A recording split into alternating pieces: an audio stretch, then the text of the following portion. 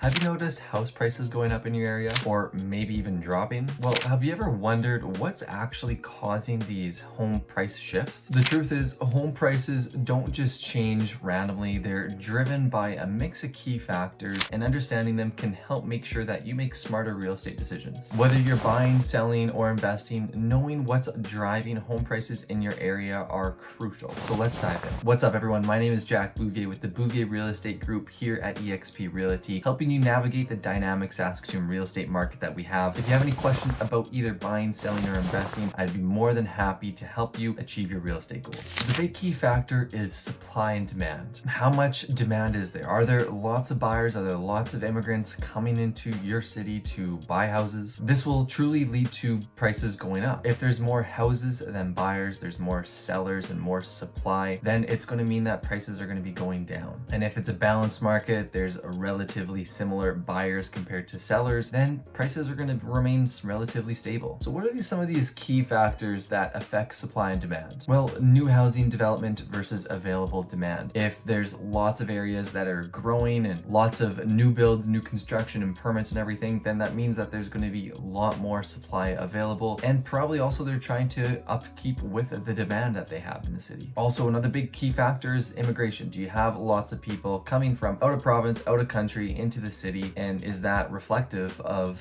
the demand and supply that we see? And also just the seasonality of the real estate market as well. As lots of us know, the spring and summer are most commonly the busy times for people to buy and sell real estate, since that's when people ideally want to move, versus the fall and the winter months. It's not as common or likely for people to buy and sell, so prices tend to dwindle down in the fall and the winter, and then vice versa in the spring and summer they tend to go up. Now, another big thing is interest rates and mortgage costs. With lower mortgage rates, it ultimately means that more buyers can afford houses, which truly drives up the demand. And on the flip side, higher mortgage rates mean buyer power drops, which equals slower demand and cooling prices. Even a small rate change can lead to hundreds of dollars per month in payments. So by keeping an eye on the central bank and what their decisions are with inflation and how they're trying to mitigate that, whether it's a high interest rate or a low interest rate, this can directly impact the housing market too, and the prices and who's buying and when and how much and all that stuff. Now on to the economic conditions and the job market. With a strong job market and a booming economy, you're going to have more people getting better pay and more income to be able to qualify for houses, which means there's going to be more buyers looking for houses. There's going to be more demand. But if it is a hard time in the economy and the market, there's more layoffs, people making less money and being frugal and saving up for just the everyday expenses, they're most likely not going to be buying a house anytime soon, which will lead to a market cool off. If there's big employers, there's lots of companies that are going to be hiring in the area, lots of development and construction, that's a good sign, because that means more people needing jobs, more income, more movement in the economy, which will also lead to expected price increases. Some great things to have an understanding is any business developments that are happening, what sort of new industries are coming into the market. Do you have a big tech sector, some big companies like Elon Musk and Tesla moving to Texas from California? Well, that's going to bring a ton of people to the market of Texas to be buying houses. So things like that will impact the amount of demand and the supply that's truly needed. Now, another big one is government policies and incentives. Some of these policies will either help buyers or sellers. In this case, for reference, the first-time home savers account, it can dramatically help home buyers truly be able to purchase their first house by saving in certain funds and accounts to actually mitigate on potential taxes or cost savings, etc. There can also be tax regulations or foreign buyer restrictions that inhibit the ability for people to be able to either purchase or just more costs to sell their property, which will also lower supply and lower demand, lowering prices. Another thing is zoning laws and development restrictions. This can also limit the housing demand, or it could benefit the housing demand. Recently in Saskatoon, the city approved certain areas and certain properties with